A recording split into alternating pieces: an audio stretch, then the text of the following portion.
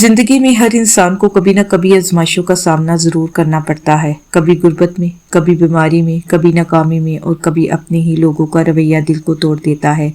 ऐसे वक्त में इंसान अगर सब्र का दामन थाम ले तो अल्लाह ताला इसके लिए आसानियां पैदा फरमा देते हैं। सब्र सिर्फ खामोश रहने का नाम नहीं है, अल्लाह पर भरोसा रखने, उम्मीद कायम रखने और हर हाल में शुक्र अदा करने का नाम है। अल्लाह ताला कुरान पाक में फरमाते हैं कि बेशक अल्लाह सब्र करने वालों के साथ है।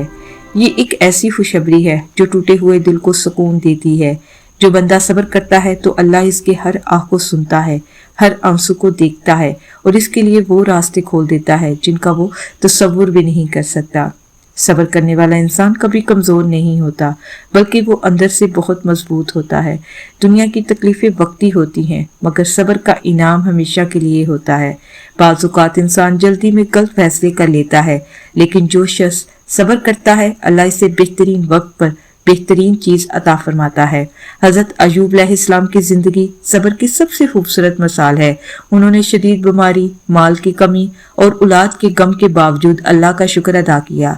आखिरकार अल्लाह ताला ने इनकी हर तकलीफ को राहत में बदल दिया।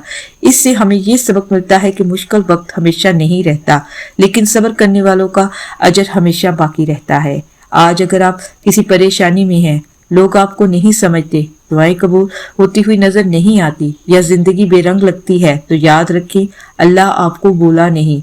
हो सकता है अल्लाह आपको एक बड़ी कामयाबी के लिए तैयार कर रहा हो। कभी कभी ताहीर भी अल्लाह की रहमत होती है। सब्र इंसान के ईमान को मजबूत बनाता है।